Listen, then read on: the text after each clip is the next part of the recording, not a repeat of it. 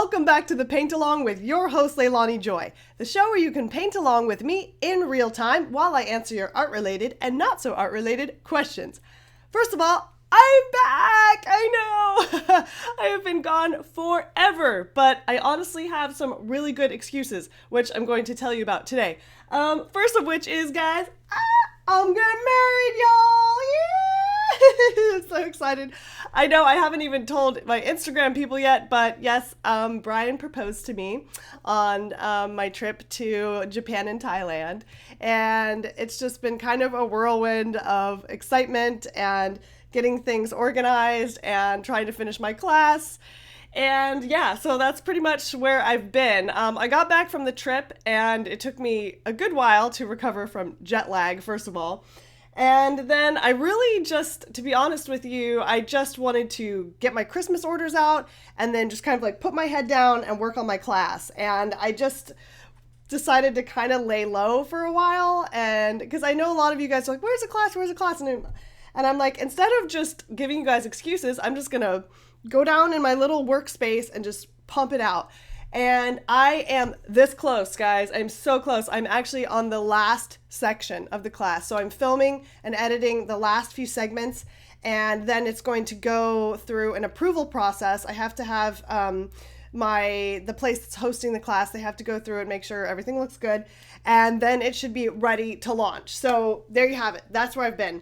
I will tell you guys a little bit more about the trip. I guess just to start you off, here's a few highlights of the best moments from my trip.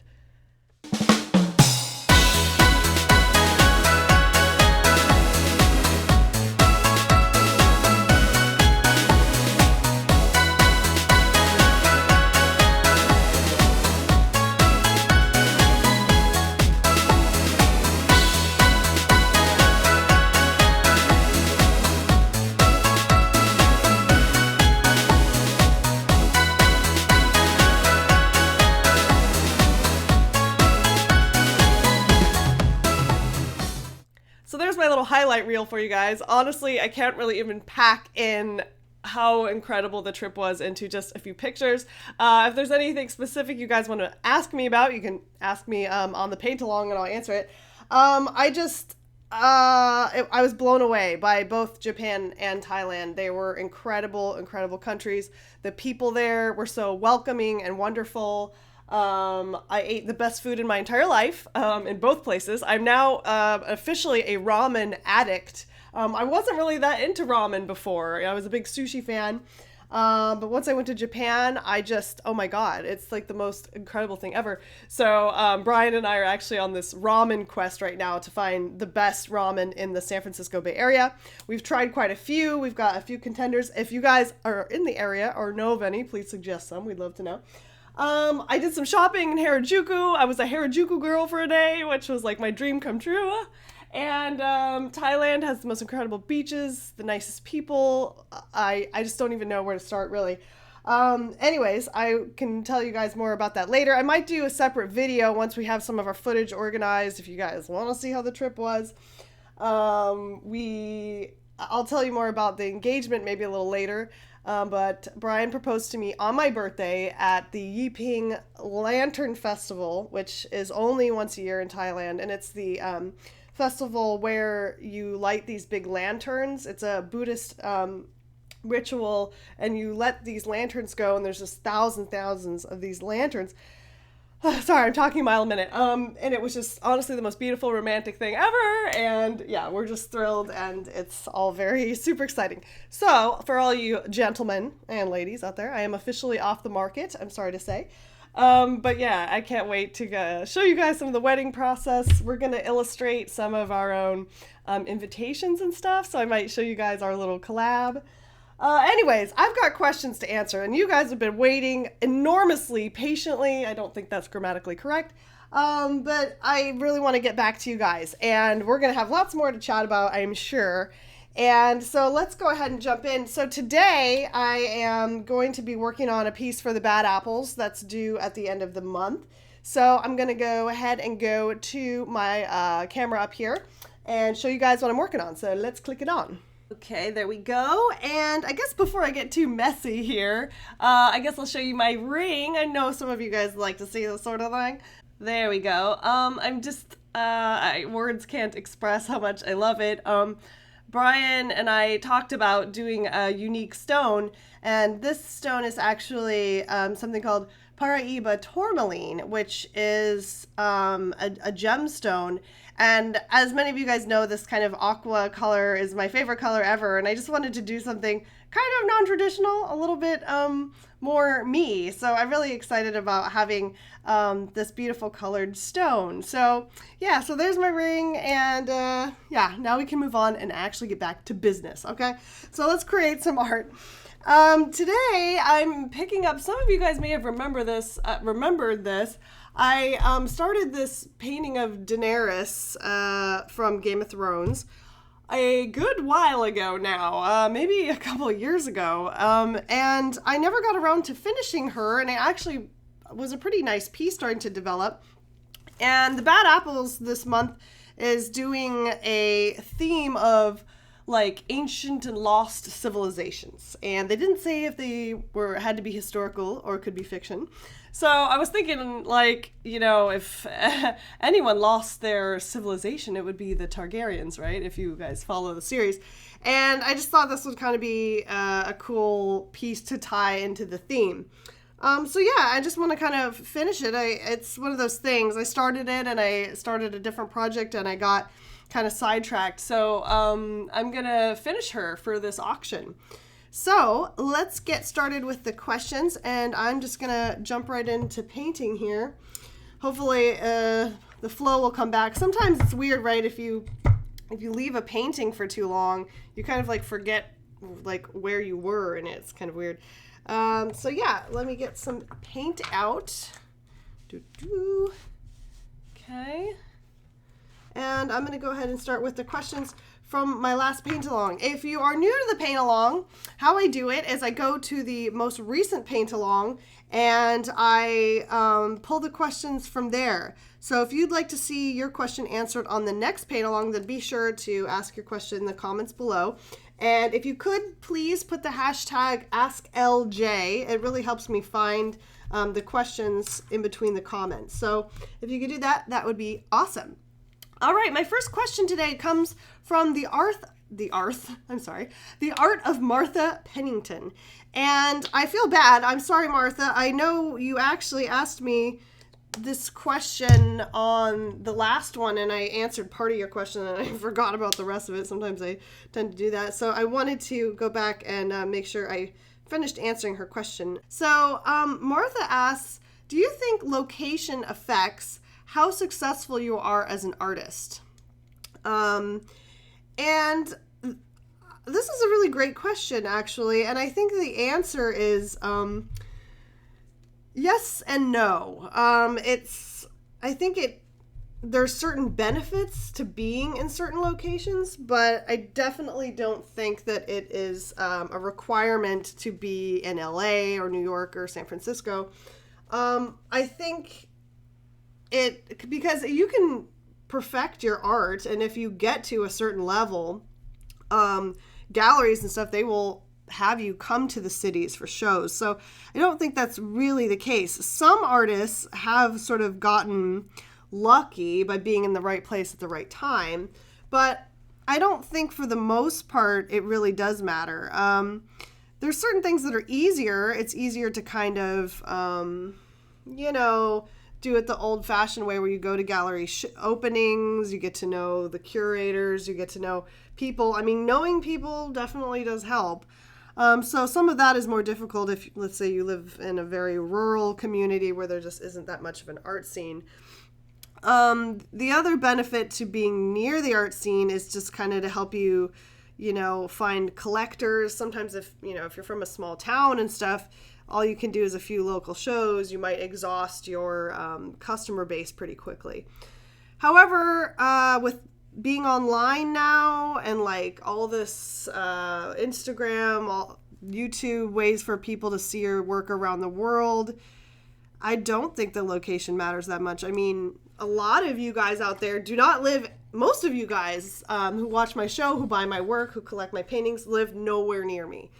I would not advise someone to move somewhere just to get their art career going. Definitely just focus on the quality of your craft from wherever you are. And honestly, if it's cheaper where you are, that might be a better place for you to start out. Martha also asked another question, and she said, how did you figure out who your target audience was? And I think this is also an interesting question. And it is a subject that I want to talk about in my business of art class, which I'm going to start working on as soon as I launch this portfolio development class. But honestly, I did not have any sort of, I did not even really know what that meant when I was first starting out. I was kind of, most of you guys know this, when I started my blog, it was very experimental. I did not say, oh, okay, I want to go for an audience that likes surrealist girl art. I was just trying to figure out what I wanted to do first. I mean, I think that's kind of, in hindsight, that might have gotten me there faster had I kind of aimed myself more at a specific audience. And I really think that can be beneficial if you have a little bit more of a plan than I did. So honestly, when I do my business of art class about, it's going to be a lot about social marketing and things, I am going to help you guys kind of narrow that down, because I think, talking to my former self, that would have been very helpful to me. So I'm not going to go into it too much in depth right now because my personal experience wasn't that way. But I am going to do a lot more research and development on that. And I want to kind of teach you guys that subject matter because I think it's important. So for now, if you're trying to nail that down, I think you should first kind of definitely self-analyze first. Like, what do I want to be doing? Because I don't think you should ever try to fit yourself toward a target audience. Does that make sense? So like, if you're like, well, I know that I always use Jasmine Beckett Griffith as an example because she just has a very large following and most people know who she is. I would never say, oh, well, Jasmine Beckett Griffith has a really large following. She has a really large audience. So I am going to structure myself to be like her, to go after her audience. Don't do it that way. That's not the right way. You want to figure out your niche first and then figure out what kind of people are interested in that niche. But I'm going to go into that more in depth. I do think it is important. Okay. Next question is from Gina R. And Gina says, hi, Leilani, I love your videos. I was wondering, who is your favorite Disney princess? I think you're most like Rapunzel with a mix of Mulan. Haha, I love you. You're such an inspiration to me. Thank you for everything. Oh, thank you, Gina, you sweet little thing. This is funny because I took a quiz. I take those Facebook quizzes from time to time, and it said that I was most like Rapunzel. It said I was something like, what Disney prince did you marry? And I got, is it Flynn? I haven't seen Tangled. Oh my God, I'm gonna go watch it. This weekend I'll watch it. So I got him as my prince, and I think I got her too. So that's really interesting you said that. I gotta watch it then because it sounds awesome. And definitely, I love Mulan. I think I said before that she was one of my favorites. I love that she's the hero, and I think that's super badass, and I just think she's awesome. So I'm gonna just go with what you said. I'm gonna choose Rapunzel and Mulan. I like a lot of the other ones. I like Sleeping Beauty just because of the art style, but she's kind of useless, quite frankly. I mean, I always was a much bigger, you guys know this, a much bigger Maleficent fan than Aurora. So that's my answer to that. I'm going to go watch Tangled now. Oh, and somebody else, it's so weird. Somebody said there's like a romantic scene in Tangled where they like light the lanterns. I don't know. I haven't even seen that movie, but that's how Brian and I got engaged. So guess I better watch it. Okay, Mackenzie H asks, I know you may have, I know you may not see this. I saw it. Hello. But what program are you with that sends you the art supplies? Where can I get that info? Thank you. That was, I think you're talking about Smart Art, and I think it's smartart.com. Yeah, they're the ones that do the sample boxes so that you can try out supplies. It's pretty cool. Like I said, I was really impressed with the quality of their samples, so definitely check that out. I'll put the website link there for you. Anyway, okay, so where was I? Next question comes from Miss Rosalinda Mexico Flores. And she asks us today, how do you have any quirks when you work on an art piece? Oh, God. Yeah. I suppose this would be considered a quirk. I have a very, I think most of you guys can relate to this, though. I have a very love-hate relationship with my artworks, and almost all of them go through a teeter-tottering of, oh, okay, yeah, I like where this is going. This is what I want. To, I hate this. I hate you painting. I want to just set you on fire. I'm horrible. I hate myself. And then I cry in a corner for a little while. And then I'll come back and be like, oh, it's not that bad. So I guess you would call that a quirk. It's just, that kind of sounds like I'm crazy or something. I just think it's kind of like the artist process. I don't know what that is, because honestly, I will go to bed sometimes like just absolutely hating where I was in a piece, and I'll be like, I'm gonna burn that mother down tomorrow. And then in the morning I'll be like, oh, that's okay, it's not so bad. And also vice versa. So sometimes I go to bed at 3 a.m. Maybe I've had a couple glasses of wine while I'm painting. I'm like, this is great. This is fantastic. And then the next morning I'm just like, what the hell? Like, what was I thinking? I'm pretty quirky in general. So sometimes if you are quirky, you don't know what's considered quirky because you think that's normal. Okay. Next question comes from Kid Chef. And Kid Chef says...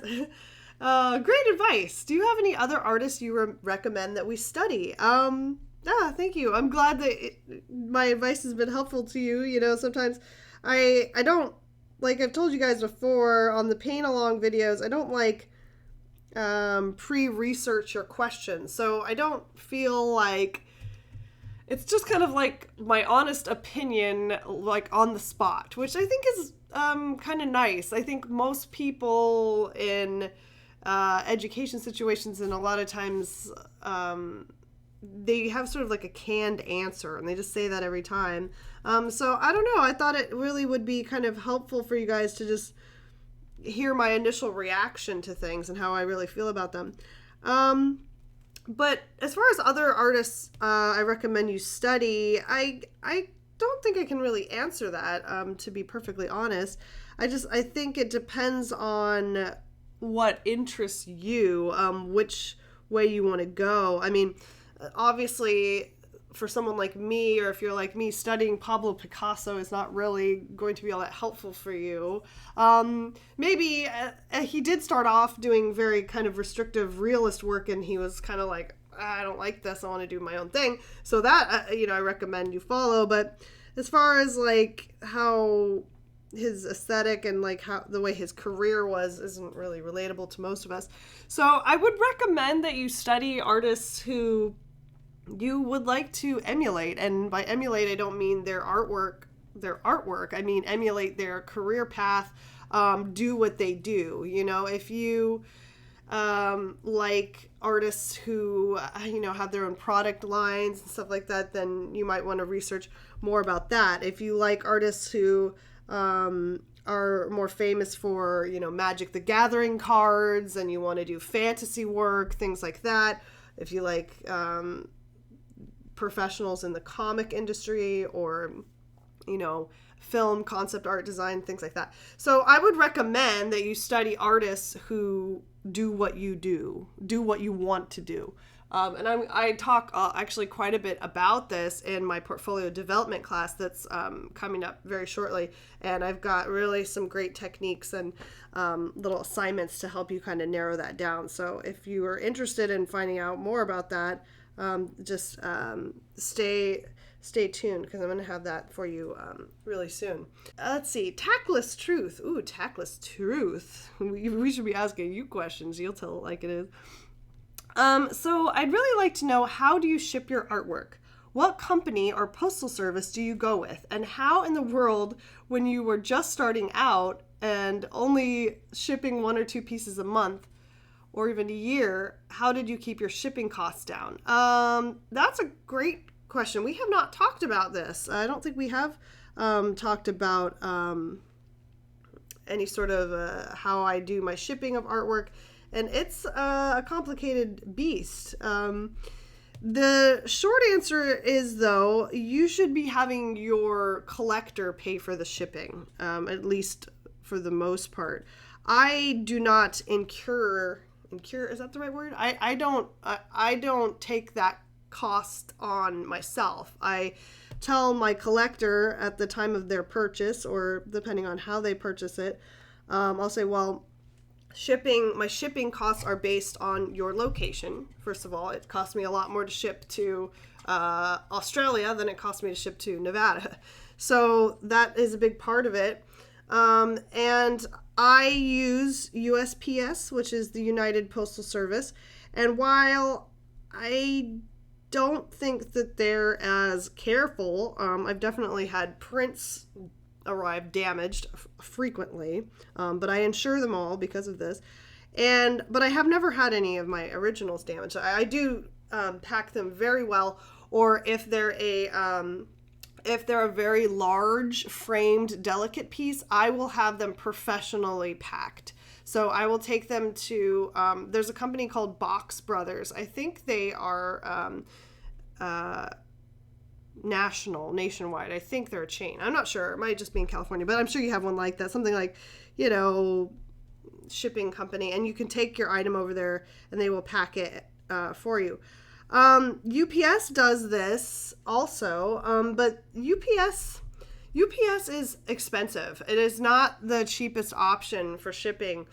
So I don't use UPS because of this. They also have UPS has a weird thing about their insurance of FedEx also. FedEx only insures up to $500, and almost all of my paintings are worth more than $500. So it would be not a good idea for me to ship a painting that can't be insured higher than that. When I talked to FedEx, this was actually when I was just starting out, they said, well, you can purchase insurance through an outside source, which I'm like, well, that's like a big hassle. I don't really want to go down that path. So I do recommend USPS for that. They do offer much higher insurance, so you can make sure that you cover your entire cost of the painting.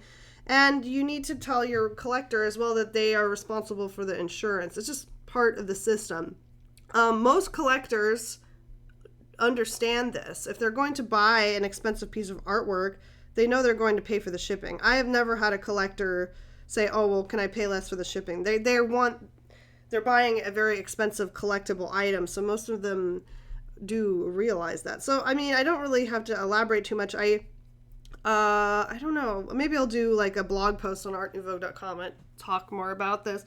But the short answer is you should have your buyer be paying that. You shouldn't be paying that. That eats into your profit, which doesn't make any sense. So calculate it. I recommend that you get a scale. They're really cheap. You can get one for like $15, and you can use something like you can get stamps.com or what's the other one, Indica or whatever. I don't know how it's pronounced. Or you can just plug in the weights into USPS.com and calculate what it costs to ship. So you can give your buyer a quote on the shippings beforehand so they know what they're getting into. and just say, that is due when you make your payment to me. So there you have it. That's all you need to do. Okay, so next up, I've got a question from Lucy Acacia.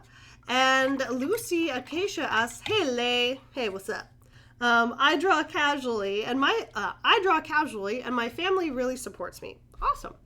I'm going to graduate high school in 2 years, and my mom is pressuring me to pursue art." That's a new one. "I don't want to, though, and I love drawing, but I cannot see a future in it for me. Any advice?" Wow. I've never heard that before. I usually hear so much of the opposite of that. Kids that want to pursue art and their parents are like, "Well, what kind of job are you going to get? What kind of career is there in art," right? Well, I always think that honesty is the best policy. And backing that up with confidence is always a good idea. I don't know if my mom will watch this, but my mom is kind of the type where if you seem unsure, then she's really gonna kind of like fill it in for you, if that makes sense. So so you don't want to trap yourself. Like if you say, "Well, I don't want to do that, Mom. I don't want to do art," they'll be like, "Well, what do you want to do? What is your plan?" And so then you're caught. So that's never a good place to be in with your parents, right? So I would be very assertive and just say, "Mom, I like art as a hobby. It's not something I want to do as a career. And if you do have something that you might be interested in a career, I think that would definitely help your case." Just like, "Well, Mom, I really want to be a veterinarian, or I might want to be a veterinarian, and for example, and I'm looking into researching that." Art is not an easy career path. It's a very difficult and often risky one. So I am surprised when I hear something like this, because most parents are a little worried when their kids say that. Mine were pretty supportive. I'm sure they have worried about me over the years. But I just think that's interesting. I think it's a little bit like you may be in this this area where I'm sure you're quite talented, and parents often praise that and they want to encourage that, which is a good thing. However, it's not always the child's passion. I mean, I'm sure a lot of you guys can maybe relate to this. Is when I did ballet for many years, there was a girl that I danced with who was very good, very, very talented. And her mom would come to every single class and watch. And it was like, we all kind of joked about it. Like, it was a little bit creepy. And I could just tell, like, her daughter hated it. She hated every minute of ballet. She wanted to leave. She wanted to, like, maybe play soccer or something. But her mom wanted her to be this ballerina, and she was very good at it. But I just always felt sad for her, because I'm like, why? It doesn't matter how good she is if she hates it. I mean, you guys seen Black Swan, right? Don't see it.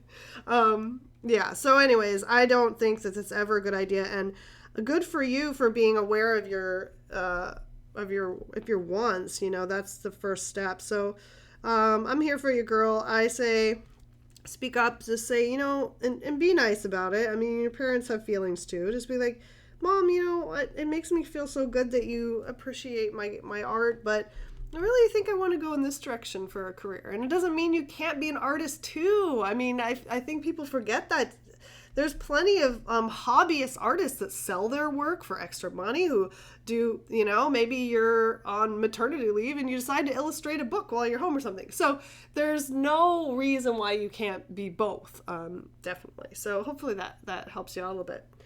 Okay, now I have a question from Happa Chick Creative, aka Amy Joy. Hey, another Joy. It's a joy to have you watching my show. And she says, "Are you a fan of American Horror Story? And have you considered doing a piece inspired by the show or any characters from the show?" Have I talked about this before? I've only seen one season. I only watched the first season of American Horror Story, and I had a little bit of a love-hate relationship with it. I do realize that it's supposed to be a bit kitschy. I don't know if that's the right word.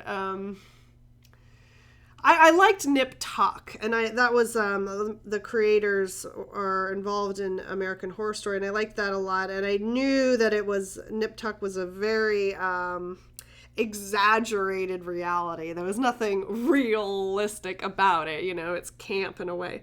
However, I felt personally, I've only seen the first season, like I said, so I'm not going to judge any other seasons.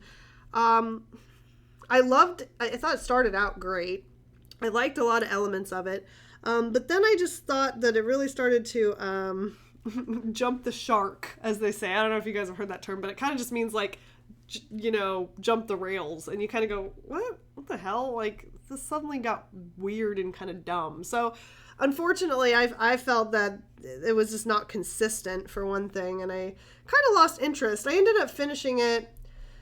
I like that Evan Peters kid. I don't know. He's cute. I don't know.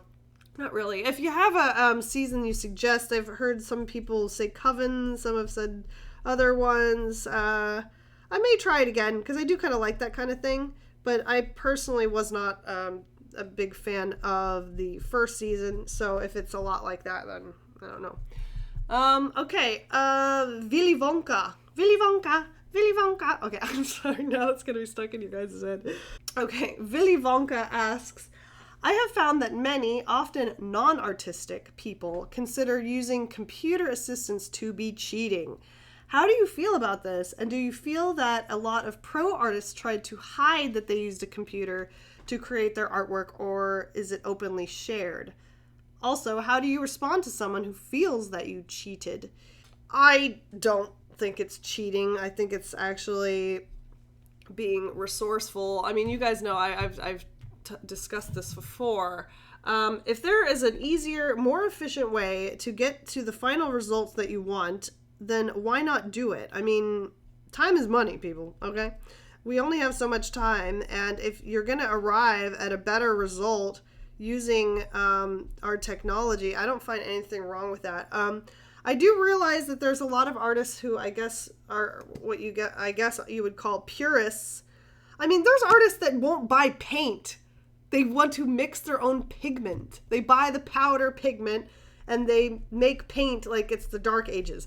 There's nothing wrong with that. If you love that, if that's part of your process that you like doing, more power to you. I don't know how you could possibly be making enough paint and money, or making enough paint to do paintings fast enough to make money, because you're spending so much time making paint. But for most of us who don't have a lot of time, I mean, I am a professional artist, and I find that I barely have enough time to do it, even with the shortcuts. So I don't see how you could call that cheating. I mean, whatever. Whatever. I mean, people are entitled to their opinion, I guess. But I just feel like, no, that's stupid. In short, they've created these amazing technologies to make our process easier. If you want to be a true fine artist and not do that, I mean, cool, but I don't know. I've never been... Okay, no, actually, I have been accused of cheating. I got accused of cheating recently. Not accused, really, but somebody left a comment on YouTube, and like I said, I don't read them very often, but sometimes I kind of accidentally see them because they pop up on my, my notifications. And someone said about my Ophelia piece, you guys have seen it, I don't have to show you, but somebody said, well, I think the fact that you used collage, she has like a bouquet of flowers, and I used collage on Flora and Fauna as well. He was like, well, I think that's cheating. I think that's just laziness that you didn't want to actually paint the flowers. And basically my response is like, why the hell not? Well, who cares? I got what I wanted. I wanted that. I actually purposefully wanted the difference of textures, because I just really like that. I kind of like incorporating. You guys know I love collage. I do that in a lot of my pieces. So if I had wanted to paint them, he kind of like questioned me, like, oh, you don't know how to paint flowers, or you were lazy, or this or that. I'm like, you guys you've seen my Etana painting, this one, which I didn't really use any collage, and there's a ton of detail. And so obviously if I want to do that, I can do that. I don't know.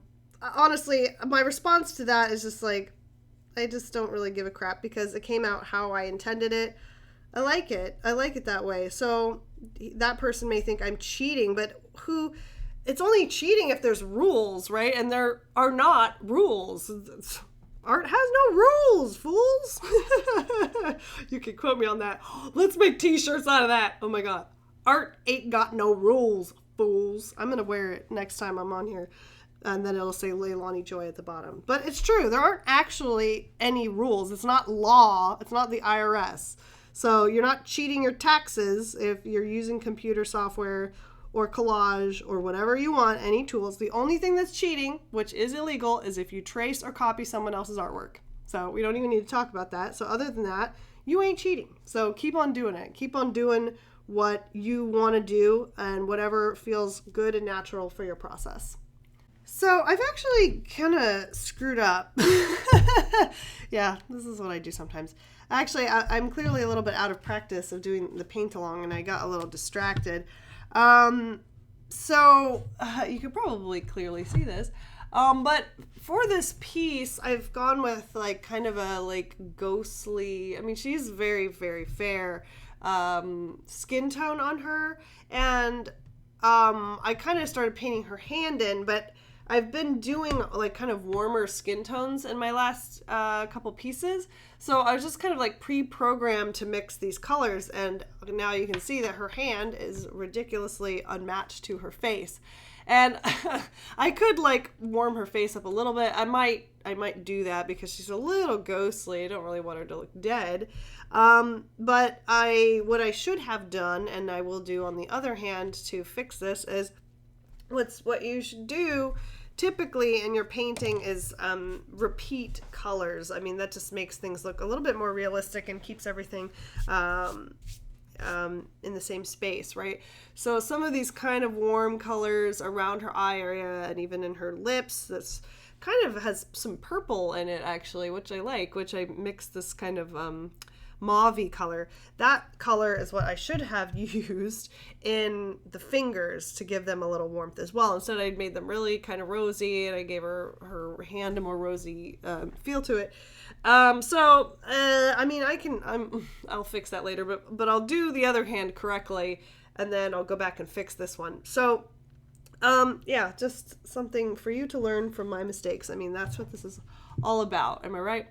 All right, so I'm going to go ahead and do that. Actually, while I answer a question, I'm going to mix a nice kind of mauve color. I've got some purple and some pre-mixed flesh tone, and I'm going to mix a new color, and I'm going to save that so we'll have that. Okay, so where was I? Next we're at Electrobot. Cool, Electrobot. Where is the link to register for taking your online art class? I want to get into an art college, but it's hard enough to get in, and I need a teacher, but I can't find the link anywhere. Where is it? It's coming soon, really soon, like in a couple weeks, probably, maybe less. Sorry, it's not there yet. That's why you can't find it. I know, I keep talking about it, and where the hell is it? Dude, but seriously, I'm pretty proud of what I made, you guys. I hope you don't hate it. Like, there's definitely, like, a certain amount of anxiety that I'm having right now. Maybe you guys can kind of make me feel better, but I am nervous. I've put a lot of work into this, and I hope it's something that you guys enjoy and find useful. And I have, right now, without my final unit, about 36 videos. 36. They're different lengths. They're not like all like this, like an hour long. But I have 36 different lessons so far. So I think that's pretty cool. It's so you guys are gonna, if you take my class, you're gonna get a lot of me. Not to mention, I am going to be hands-on with you guys. I'm going to look at your work and help you along the way and give you critiques and stuff. So I am excited. I cannot wait. I love you guys. You're all, I feel really honored that any of you would want to work with me in a class setting. So I can't wait. So anyways, it's coming soon, my dear. So please just hang on a little bit longer. I might do like some kind of little promotional thing just for my YouTubers or something. So stay tuned for that. What the fuck? Okay, what?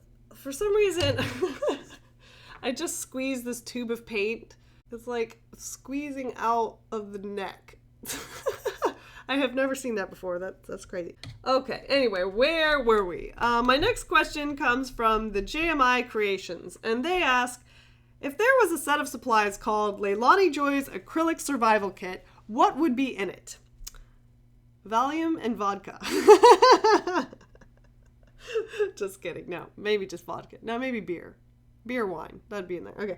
No, oh, that's a great question. Actually, this is a fun one. They would definitely be Q-tips. I love Q-tips. Q-tips are like this amazing little painter's tool. You can do little tiny, ooh, it's a conjoined here. You can use them to make tiny little dots for details. You can easily wet one in water and clean up an edge. I just think they're awesome, and you just throw them away. It's fantastical. Also, ye old rubbing alcohol. I love this stuff. It is acrylic remover. If you really make a bad mistake and it's thick or something, you can use this to break it down and wipe it off. So nothing is permanent. Let's see. I also love these paint containers. These are definitely in the survival kit. You need these things if you're going to paint with acrylic. Mixing paint colors and having them dry up on you is pretty much the worst thing ever. So you do not want that to happen. Oh, and I might as well mention, you can also use Q-tips as a little mixing spoon. Yeah, they're great. I don't know how many brushes I've actually ruined just by like using them to mix paint. So use your little Q-tip, mix up your colors there. You could also use a palette knife, which works well. I like these disposable palettes. I do use these. These are really nice. And let's see, that's probably about it. I also really like this. I've been using this satin varnish to finish my pieces, and I love it. I have tried lots of different varnishes. I've tried spray varnish. I've tried mixing gloss and matte varnish, and that doesn't usually go that well. But this Liquitex Professional Satin Varnish is my favorite varnish, and it just leaves a nice, barely there sheen that is just not too shiny and not too matte. Sometimes the matte varnishes they make acrylic look kind of chalky, which I don't really like very much. So I have found that works great. I keep forgetting. I feel really bad. I'm going to do a varnishing demo. I actually already filmed it. I just haven't edited it together and show you guys how to do a varnish on your acrylic pieces, because you do need to do that to preserve them. But there are a couple of steps you need to do to make sure that you do it correctly. And it's a little bit tricky. So I made a demo. I filmed it. I know I have it. I just been caught up with my class. So don't worry. I'll get that to you as well. Okay, so you can see now that I've started to apply a little bit of this new mauve color that I mixed for her fingertips, and it more closely matches like that warm mauve color in her lips. So you can see, like, when we zoom out again, like how I haven't done that much yet, but how much more like uniform that looks instead of this bizarre like orange hand over here. I don't know what I was thinking, whatever. That's the great thing about acrylics though, right? You can just layer back into it and you'll never even know. So yeah, so that's definitely a tip for you guys is don't go into autopilot. There you go, because that's definitely what I did. Okay, oh, I'm sorry. So the me.My Creations also snuck in one more question. You guys, don't be greedy. Just ask one question at a time so other people have a chance. Like, because I know some people have like 3 questions that I'm like, oh, somebody else might not get their question answered. So, you can always ask another question on the next episode, but if you guys could, or maybe, if it's 2 questions that are very, very closely related, that's cool. But yeah. Anyways, I'll let it slide for now. Because it's a video game question and I love talking about video games. So they asked me, what are your top favorite video games and preferred console? Oh, God. Another Sophie's Choice, for those of you that even know what that means. God, that's so hard. Actually, I can answer the top 5 games though, just because Brian and I like to make these like top 5 lists. Like, so the premise started to like, if you're trapped on a desert island and you could only take 5 of these things, like what would it be? So we had discussion about this, and it is super hard because I have so many that I love. But the definites, probably my top 5 games would be Zelda Ocarina of Time from N64, hands down, for sure, definitely one of the most incredible game experiences I've ever had. My mind was blown when I played that game. So cool and immersive. And then Mass Effect, obviously. I mean, I have to say that. Although I wish I could cheat and say all 3 of them as one game, but I know some of you probably might like catch me on that. But if I had to pick a Mass Effect, I would say Mass Effect 2, because I just think it's pretty much flawless in every way, except for the lousy Garrus head bump. That's all you get, romance-wise. Oh, sorry, no spoilers.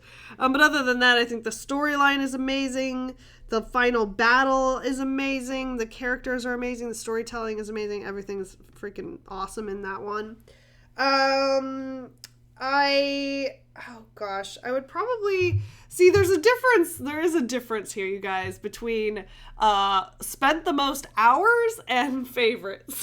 So that's definitely true. I would have to put Donkey Kong Country in there from Super Nintendo. That game was so awesome. It was hard. It was not an easy game. Soundtrack was so cool. I really love it. My sister and I played that one a lot. How many of those? 3 already? I loved Half-Life 2. If you guys, that one's really hard because I really, really liked that one a lot. It was a great game. I don't know. Dude, these are so hard. I loved Super Mario World for Super Nintendo. That one was really one of my favorite Marios. Mario 64 too. I don't know. Sorry, I don't think I can narrow it down to 5. I think it's somewhere in there probably. I really do like the Telltale games, so like Wolf Among Us. I love Wolf Among Us a lot, and the Walking Dead game, but they don't have like a whole lot of like replay ability, if that makes sense. So like, I don't know if it would be good in the desert island scenario because you wouldn't like want to play them over and over again. Then I'd probably take something like Tetris Attack or something that you could just play forever until your hands bleed. Yeah, favorite console though, I don't think I can pick that either because I just like so many of them. 64 was pretty awesome though. I have to say we loved our 64. We played Super Nintendo. God, my brush is shedding all over the place. Shedding, I said, not the other. We played a lot of Super Nintendo and Nintendo 64. Those ones kind of have definitely a soft spot in my heart. But Xbox is awesome, man. We have Xbox One now, and I'm playing Fallout 4 a little bit. I don't have that much time right now. Don't get the wrong idea. I'm not secretly playing Fallout all the time and not working. But I have played it a bit now, and I really, really like it. It's awesome. I haven't played any other Fallouts. But this one's fantastic, and if you're a Mass Effect fan, there's so many like voice actor Easter eggs in there that it's so awesome for me. If you're a Mass Effect and Fallout fan, I have made my Soul Survivor to look like Jack because the voice actress that does Jack from Mass Effect is the Soul Survivor voice. So if you didn't know that, sorry for the spoiler, but so now I kind of like play her as Jack. I can't help it. God, I'm such a nerd! Okay, so I know I'm probably getting close to the end here, but I still have a lot of questions that I didn't get to today, so I think I'm gonna go ahead and try to do like a speed round again and try and answer some of these questions quickly and efficiently. So let's go ahead and start and see how many we can get through before I have to go have a food break because nobody likes me hangry. You do not want to see me answering questions when I'm hangry, and it's about to happen. Food takes preference over art every time. All right, so here we go. Quick round. We have a couple questions from Kelsey Eaton, and she asked us, I guess me, what is your drive for art? What makes you want to create something from nothing? I'm not really sure. I've always had that my whole life. I don't know, it just brings me joy. It makes me, I don't know, I like creating something. I always have. To be honest, I'm not really sure the precise reason. It was kind of ingrained in me since I was very, very young. So it's just, I'm not satisfied doing something that's not producing something. I always just wanted, even if when I was a kid I made little movies and little books and things, I just always wanted to be creating something. So that's just who I am, I think. What are your top 3 tips you would give to someone who wants to sell their art for a living? I know I've already answered that, and I'm going to just refer you to the answer that I gave, and also to my blog, artnouvogue.com. I've got a post about that. And please stay tuned for my Business of Art class, because that is what the class is going to be about. So I am going to talk about that in a lot of depth. It's just, like I've said before, there's a lot of things involved and a lot of stuff I want to talk about. So I'm going to refer you elsewhere for that answer. Bela Bass asks, I'm doing a piece for a high school art class, and that has to be inspired by one of your favorite artists. You. Oh, thank you. I'm wondering if you have any suggestions for it. I'm stumped. Well, I'm not too clear on what your assignment is. Is it to like copy a piece of mine or do a piece in my style? I'm not really sure.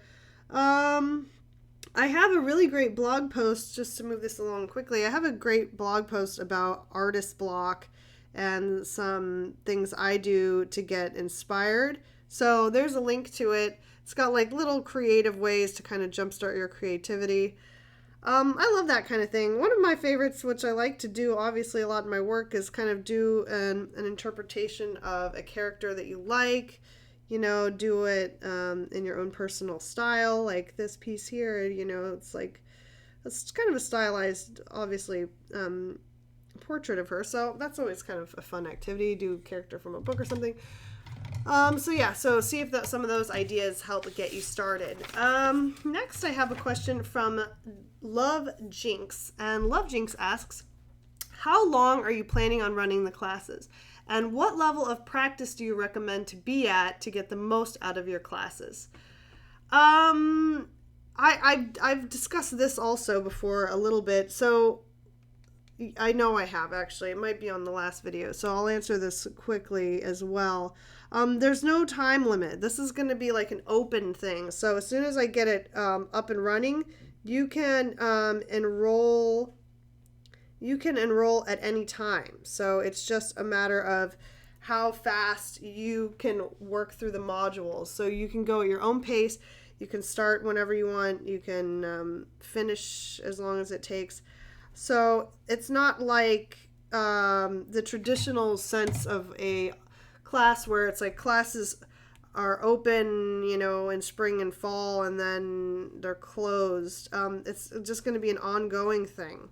So I'm hoping that, you know, it'll balance out so that I don't have, you know, hundreds and thousands of students at once or something. But yeah, it should be fine. So it'll be open and ongoing. I also wanted to address, I don't know if I addressed this specifically about the experience level that is appropriate for my classes. And honestly, I've done my absolute darndest to make it open for a very wide variety of levels. So for some of you who have a lot of art training, some of it will be familiar to you. However, I'm kind of putting my unique interpretation on things, things that I was taught in art school that I found were not useful to me later on, and things that definitely were. So I'm going to be streamlining my art school experience and translating that to you guys. So if that makes sense. So if you know absolutely nothing, I still think that you could learn a lot. And if you're pretty experienced, I think you could definitely brush up and get a lot of feedback from me and your peers. There'll be some forum type stuff where we can critique each other. So please, you are very, very welcome, no matter what your level is. I'm not excluding anyone. I would say, I think I have said this, it's not designed for like small children. It's not designed for 6-year-olds that are finger painting, unless, I don't know, maybe they're a very advanced 6-year-old. But it's mostly aimed at artists who either A, want to improve their hobby, or B, really want to pursue art professionally. I think it's appropriate for both of these instances.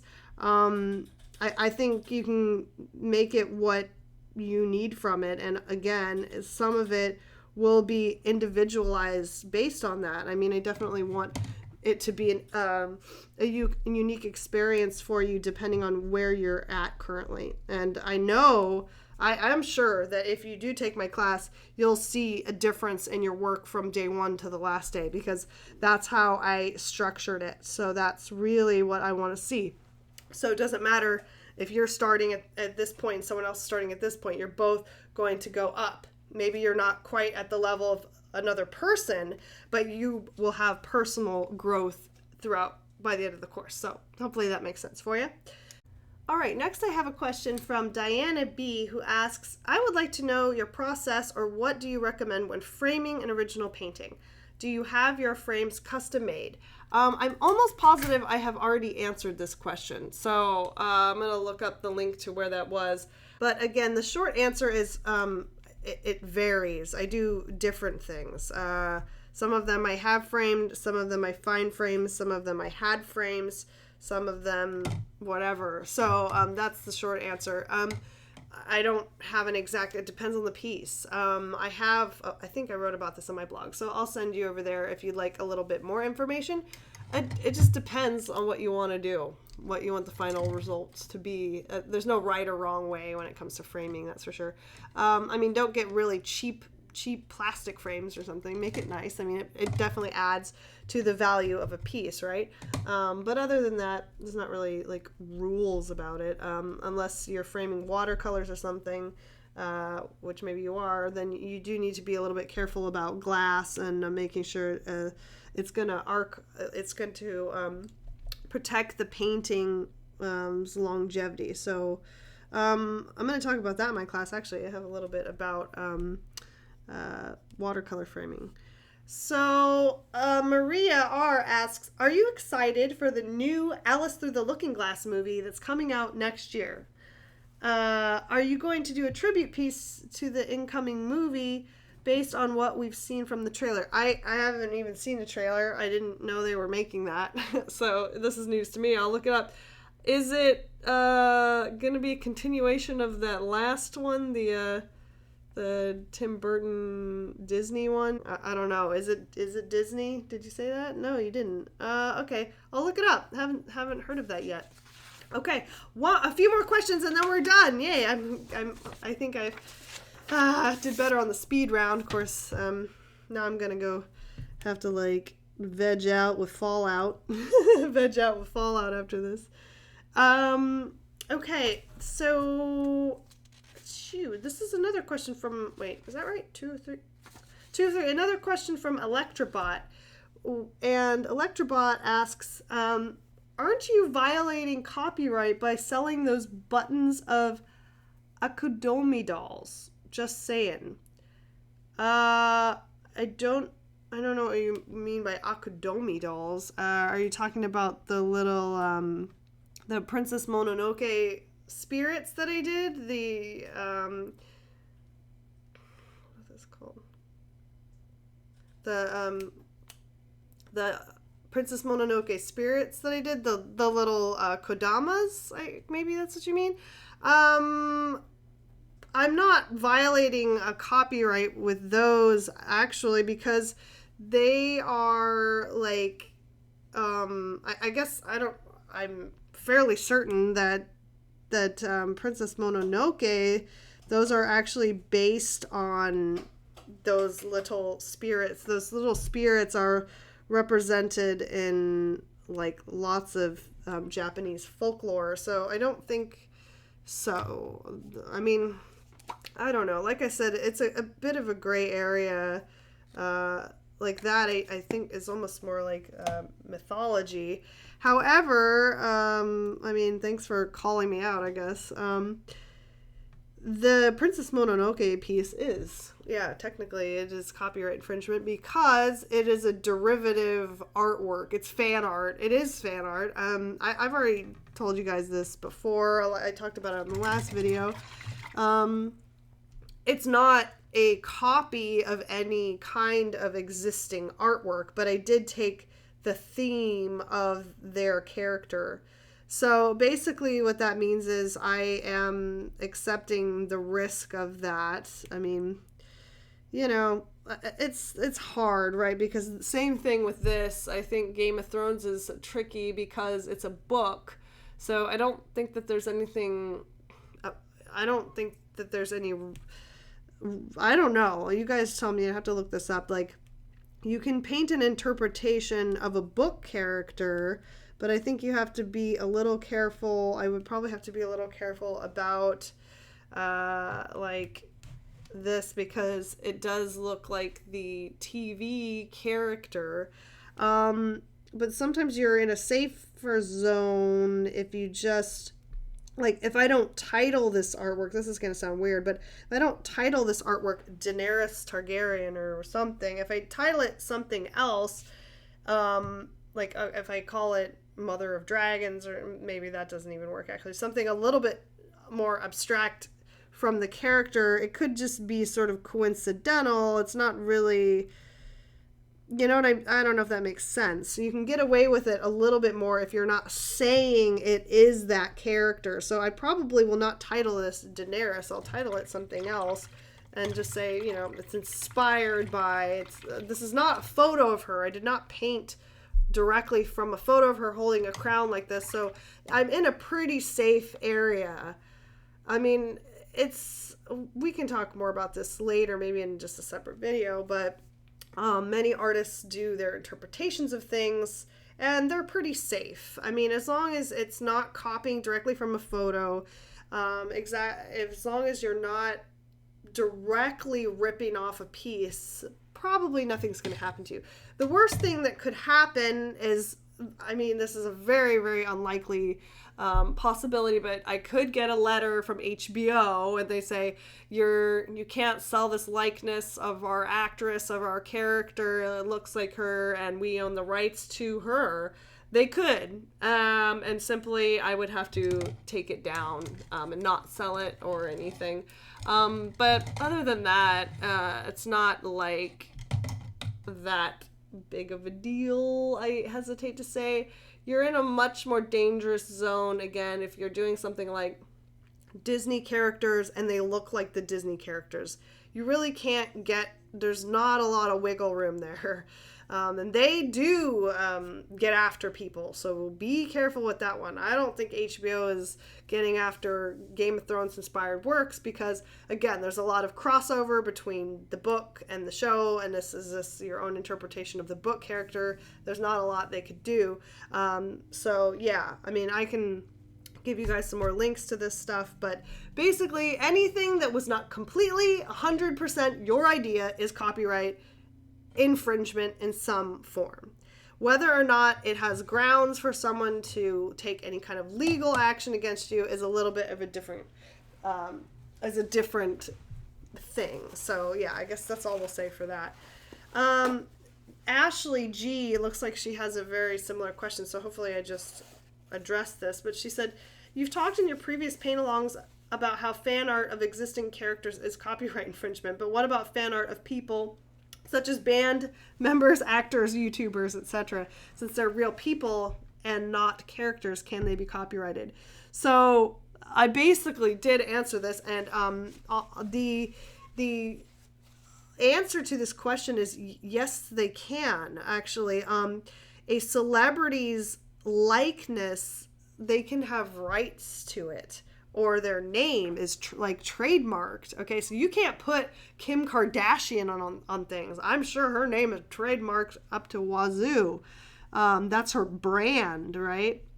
I've already talked about this story before, but my own personal experience with it is I did a piece that was inspired by Edie Sedgwick, and I didn't think anything would come of it. It wasn't from a photo of her. It was a very, very, very loose interpretation of her. I mean, basically, I named the piece Edie Sedgwick, and I put it on Etsy, and I got an email from her estate, her legal representations, and they sent me a little bit of a scary looking cease and desist, and they said, you can't use her name. Her name is trademarked. So you need to remove this artwork immediately. And so I did. So that's what could happen. That's a little bit of a rare case. Like I've said, like, there's no way Lady Gaga is going around and policing everyone that's using her name on art. In fact, she probably supports it. I think she's probably kind of cool with that. But yes, definitely they have a right to their likenesses. So be careful of that. There is, that is true. So I wouldn't take Jenna Marbles and paint her in so here's the thing. So if you do something, however, there's a loophole. So if you do something that's considered satire, like what South Park does, right? So they'll take somebody, although I think they did finally get in trouble for using the heads, like the real pictures of people. They got in trouble for that.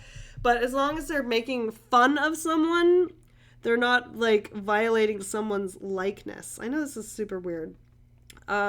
But if you like did something that had Jenna Marbles on it, she's a YouTuber, she's a celebrity of sorts, and you were showing it around, maybe you painted her in a derogatory light or something, she might have some grounds. Her legal team might get in touch with you and say you can't use her likeness in this way, whatever. So it is possible.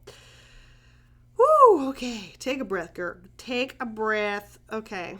I have 2 more questions to get through, so hopefully we can, and then I can go and eat. Okay, see you guys. I'm torturing myself. I'm going into starvation mode so that your questions can get answered, and also so I can fit in a smaller wedding dress. So it's all good.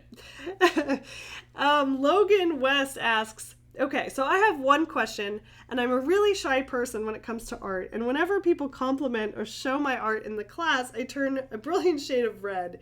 Were you ever like this?